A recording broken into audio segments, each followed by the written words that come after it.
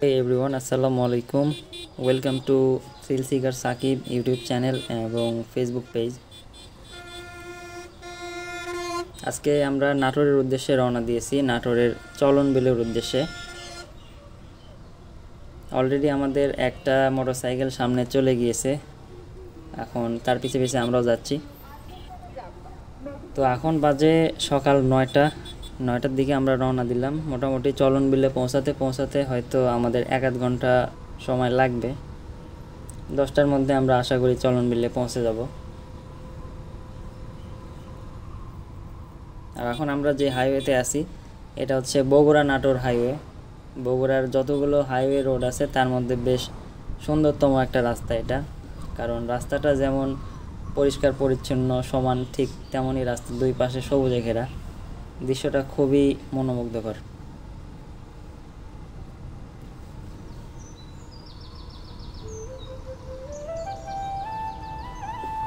এর আগে চলন বিলে গিয়েছিলাম প্রায় 2-3 বছর আগে, 2020 কিংবা 21 সালের দিকে, যখন করোনার সময় ছিল ওই সময়টাতে। এরপরে আর চলন বিলে যাওয়া হয় নাই। ভাবতেছিলাম যাব কিন্তু ঠিকঠাক মতো সময় পাওয়া যাচ্ছিল না, বা পানি থাকে সেই সময়টাতে ছুটি থাকে না, যার কারণে যাওয়ার সুযোগ হয় না। তো এবার ভাবলাম এই সময়টাতে পানি যেহেতু এখন আছে মোটামুটি, এই সময়টাতে যাওয়া যায়। তারপরও পানি এখন কমে গেছে।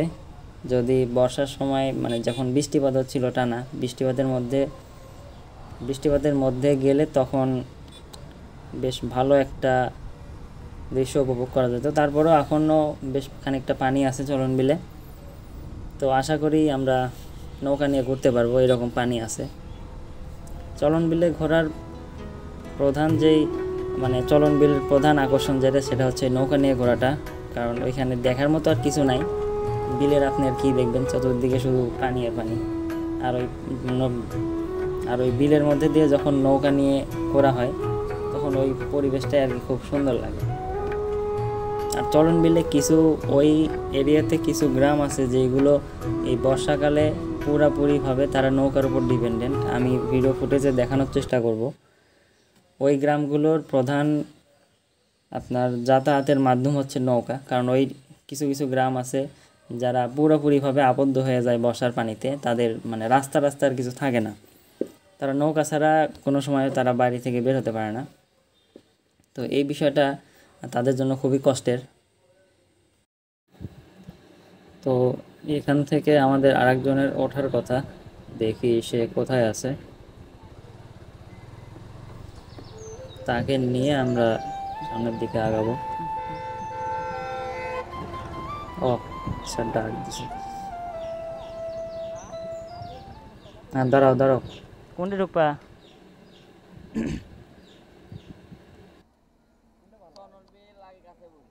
তাই চলন বিল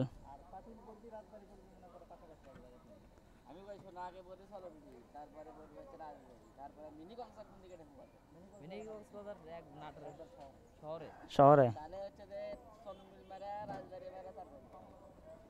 আচ্ছা চলো, চলন বিল রাজবাড়ি আগে মারি, মিনি কক্সবাজার পরে দেখা যাবে নি। হ্যাঁ, যখন হয়, না হলেও সমস্যা নাই।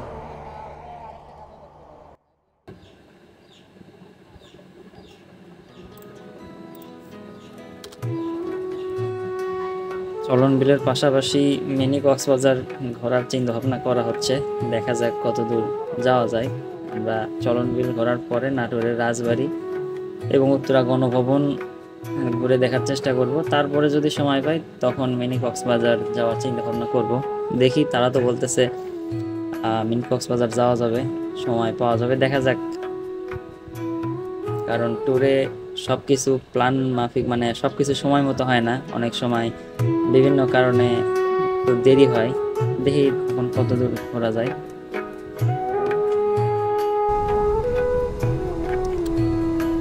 বগুড়ার রাস্তা মোটামুটি শেষ, এখান থেকে সামনে এই যে সিংড়ার রাস্তা মানে নাটোরের রাস্তা শুরু। আর এই নাটোরের রাস্তায় কাজ চলতেছে, যার কারণে রাস্তাটা বেশ খারাপ, মাঝে মাঝে গ্যাপ আছে।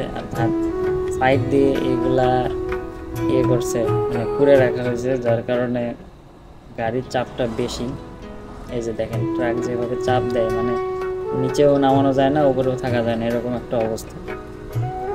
যাই হোক, সাবধানে এটুকু পাড়ি দিতে হবে, তাছাড়া কিছু করার নাই।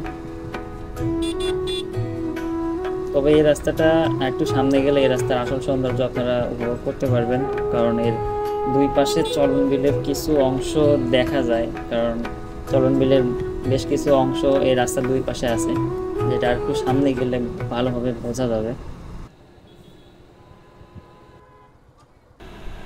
তো অবশেষে আমরা চলন বিল গেটে চলে এসেছি। বাম পাশে এইটাই হচ্ছে চলন বিল গেট, এবং এই বাম পাশে যে রাস্তাটা গিয়েছে এই রাস্তা ধরে আরও আমাদেরকে 5 থেকে 7 কিলো ভিতরে যাইতে হবে। ভিতরে যাওয়ার পর আমরা চলন বিলের দেখা পাবো। এই রাস্তাটাও বেশ সুন্দর। সামনে এই গ্রামটা পার হলেই রাস্তাটা মোটামুটি দুই পাশে জমি এবং মানে খাল বিল আছে, সেই খালের মাঝখান দিয়ে রাস্তাটা চলে গেছে।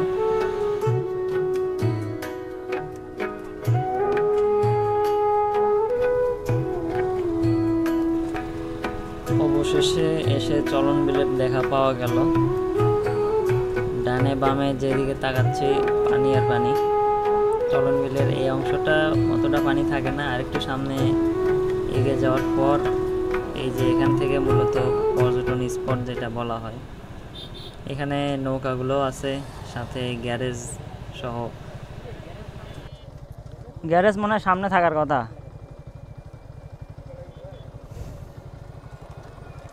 চলো আগে যাই, চলো।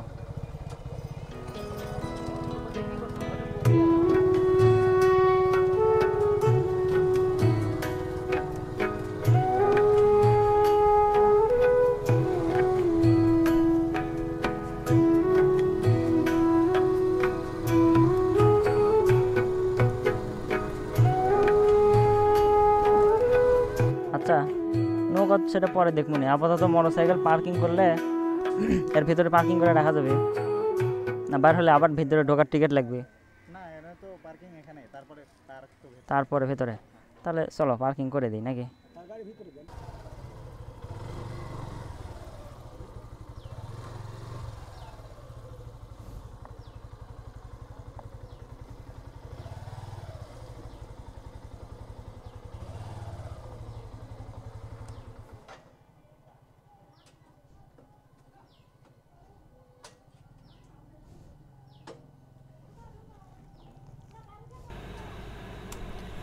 তো মোটরসাইকেল পার্কিং করা শেষ। পার্কিং করার পরে এখন আমরা একটু রেস্ট নিয়ে একটু চাটা খাওয়া দাওয়ার পরে একটা নৌকা রিজার্ভ করলাম। যেহেতু আমরা আছি 4 জন, তাই বড় নৌকা নেওয়া সম্ভব না, সেই ক্ষেত্রে খরচটা বেশি হবে। ছোটোখাটো একটা নৌকা রিজার্ভ করছি আমরা। নৌকা দিয়ে আমরা এখানে কোথায় একটা জানি মাজার আছে, ওইখানেই মূলত এই পর্যটন কেন্দ্রটা, মানে এখান থেকে নৌকা ওই মাজারে যায়, এবার ওখান থেকে 5-10-15 মিনিট আপনি ঘোরাফেরা করবেন, বা ওখানে আধা ঘন্টার মতো একটা সময় দেয় ঘোরাফেরা করার পরে আবার ওটা নৌকাটা আবার আপনাকে এই ঘাটে নিয়ে এসে নামিয়ে দেবে। তো এই আপ ডাউন ভাড়া আমরা এই ছোট একটা নৌকা রিজার্ভ করছি, এটা মোটামুটি 300 টাকা আপ ডাউন ভাড়া আমরা ঠিক করছি। এখান থেকে খুব বেশি দূরে না, কাছে আপ ডাউন, এবং ওখানে একটু সময় দেওয়া, সব কিছু মিলে মোটামুটি 1 ঘন্টার মতো সময় লাগবে যাওয়া আসা, ওখানে একটু সময় স্পেন্ড করা। তো সব মিলে 1 ঘন্টা লাগতে পারে। আর এই 1 ঘন্টার জন্য নৌকাটা 300 টাকা দিয়ে রিজার্ভ করা হয়েছে। ছোটো একটা নৌকা, বড় নৌকার ক্ষেত্রে অবশ্যই ভাড়াটা বেশি পড়বে, আর আমাদের লোক সংখ্যা কম, যার কারণে এই ছোটো নৌকাটাই রিজার্ভ করা হয়েছে। তো নৌকাওয়ালা মামা নৌকা ঠেলায় ঠেলায় আগে ধার থেকে খালের মানে বিলের মাছ বরাবর নিয়ে আসতেছে। মাছ বরাবর নৌকাটা নিয়ে আসার পরে ইঞ্জিনটা স্টার্ট দেবে। তো যখন নৌকার মধ্যে বসেছিলাম তখন হঠাৎ করে একটা মাছের পোনা নৌকার মধ্যে লাফ দিয়ে উঠে পড়ে। ওই সময় ক্যামেরাটা অন ছিল না, যার কারণে আমি দেখাতে পারছি না। তো কী মাছের পোনা এটা নিয়ে আমরা একটু কাটাকাটি করতেছিলাম, কিন্তু কী মাছের পোনা সেটা আমরা বের করতে পারলাম না, কারণ এটা বিলের মাছ, আর এই মাছগুলোর সবগুলোর নাম মোটামুটি জানা নাই, যার কারণে এটা বের করতে পারি নাই। আর ওই সময় লক্ষ্য করলাম যে বিলের পানিও বেশ খানিকটা কমে গেছে। যারা বিলের মাঝে ঘাস পরিষ্কার করতেছে বা এই কচুরি পানাগুলো পরিষ্কার করতেছে, তাদের দেখলাম মোটামুটি 1 কোমর থেকে 1 বুক অব্দি পানি আছে সর্বোচ্চ।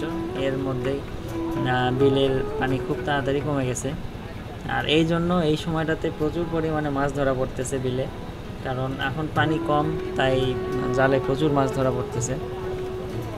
তো ভাবলাম যাওয়ার সময় কিছু মাছ নিয়ে যাব, কিন্তু আমরা যখন গেছি বেলা 10টা পার হয়ে গেছে, যার কারণে আর মাছ টাছ পাওয়া যায়নি। যারা মাছ নেওয়ার জন্য আসবেন তারা সবসময় সকাল 7টা থেকে 8টার মধ্যে আসার চেষ্টা করবেন সিংড়া বাজারে, তাহলে মোটামুটি বিলের মাছ যেগুলো আছে সবগুলোই পাওয়া যাবে। যত সকালে আসবেন তত ভালো মাছ পাওয়া যাবে। তো আধা ঘন্টার মতো প্রায় আমাদের সময় লাগছে এই জায়গাটায় আসতে। এখানে নামার পরে দেখলাম একটা বিশাল কি গাছ, এটা পাকুর গাছ না বট গাছ, এবং এটাই এখন মাজার হিসাবে পরিচিত আর কি। দেখি এখন মাজারে কি আছে। আমরা এমন সময় আসছি যে এখানে আর কি এই সময়টায় বেশিরভাগ দোকানই বন্ধ। এখানে জাস্ট কয়েকটা খাবার দাবারের দোকান, চিপস বিস্কিটের দোকান ছাড়া আর কিছু নাই। সামনের দিকে এগিয়ে যেতে যেতে আমরা লক্ষ্য করলাম যে একটা মাজার আছে। সে মাজারটা কার বা কিসের মাজার এটা আমরা আগে কখনো দেখিনি। তো দেখি এটা কার মাজার।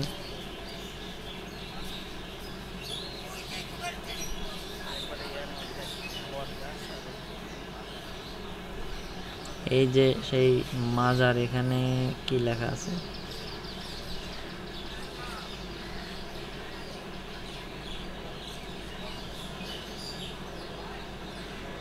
ঘাসি দেওয়ান রহমতুল্লাহ আলাই লেখা। যাই হোক, এটা অতটা সুপরিচিত না আমাদের কাছে, মানে মাজার হিসাবে। নামও প্রথম শুনলাম, আর এই মাজারেও প্রথম আসলাম, কখনো দেখিনি এরকম এই মাজারটা।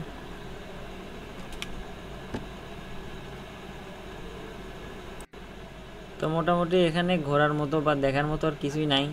প্রথমে ভাবছিলাম হয়তো জায়গাটা বেশ বড় সড়ো, অনেক কিছু আছে দেখার মতো, কিন্তু আসার পরে যা দেখলাম যে এখানে মানে এই একটা মাজার ছাড়া আর তার আশেপাশে কয়েকটা চিপস বিস্কুটের দোকান ছাড়া আর কিছুই নাই দেখার মতো। তাই আমরা 3 মিনিটে এটা দেখে শেষ করে বললাম যে ঠিক আছে, আমাদের দেখা শেষ, এখন আপনি আবার আমাদেরকে নিয়ে চলেন, আমাদের আর এখানে সময় নষ্ট করার কোনো মানে হয় না। ফিরে যাচ্ছি আমরা আবার আমাদের সেই ঘাটে যেখান থেকে আমরা রওনা দিয়েছিলাম। তো যাওয়ার সময় এই যে গাছপালা আছে, যেই জায়গাটায় দেখতে পাচ্ছেন, আমি জুম করে দেখাই, এই যে এইগুলো কিন্তু গ্রাম, প্রত্যেকটা এক একটা গ্রাম। এই ডান পাশে একটা আছে, বাম পাশে আর একটা আছে। তো প্রথমে যেটা বলেছিলাম, এই গ্রামগুলো চতুর্পাশে কিন্তু এখন পানি দিয়ে ভরা, এদের যাতায়াতের মাধ্যম এখন নৌকা ছাড়া আর কিছুই নাই। এই গ্রামটার সাথে একটা রাস্তা সংযুক্ত আছে, কিন্তু এই বিলের পানি যখন ভরে যায় ঠিক তখন কিন্তু এই রাস্তাটা পুরা ডুবে যায়, রাস্তা দিয়ে যাওয়া আসা করা তখন আর সম্ভব হয় না। তাই এই গ্রামের প্রত্যেকটা পরিবারের আছে কিনা আমার জানা নাই, তবে অধিকাংশ পরিবারেরই একটা ছোটোখাটো ডিঙা নৌকা থাকে। তারা এই বর্ষাকালে মূলত এই নৌকা করেই কিন্তু যাতায়াত করে থাকে। আর এই যে বাম পাশে ওই যে একটা ঝোপঝাড় দেখা যাচ্ছে, ওইটাও কিন্তু একটা গ্রাম। ওইখানে কিন্তু রাস্তার কোনো কিছুই নাই। ওই গ্রামটা থেকে যারা বের হয় তারা কিন্তু ওই নৌকা করেই বের হয়, নৌকা দিয়ে মেইন রাস্তায় গিয়ে ওঠে এবং ওখান থেকে তারা যাতায়াত করে। তো এই বিষয়টাই আমি আপনাদেরকে প্রথমে বলেছিলাম যে এটা দেখাবো আমি। তো এই ছিল আজকের আমাদের চলনবিল ট্যুর। এখন আমরা চলনবিল থেকে বের হয়ে উত্তরা গণভবন এবং নাটোরের রাজবাড়ি, এই দুইটা স্পট কভার করার চেষ্টা করব। তবে ওইটার ভিডিও ফুটেজগুলো আমি আলাদা একটা ভিডিও আকারে পাবলিশ করব, কারণ এই ভিডিওতে ওই ফুটেজগুলো দিলে অনেক বড় হয়ে যাবে, ভিডিও প্রায় ঘন্টার কাছাকাছি হয়ে যাবে। তাই আর এইটাতে আমি ওইটা অ্যাড করব না, ওই গণভবন রাজবাড়ি ওইটা আলাদা একটা ব্লগ তৈরি করে আপলোড দেওয়ার চেষ্টা করব। তো আজকের ব্লগে এই পর্যন্তই। আশা করি আপনারা ব্লগটা এনজয় করেছেন। যদি ভালো লাগে অবশ্যই আমাদের চ্যানেলটি সাবস্ক্রাইব করবেন, আর যারা ফেসবুক থেকে দেখেছেন অবশ্যই আমাদের পেজটি ফলো করে দেবেন। ধন্যবাদ সবাইকে।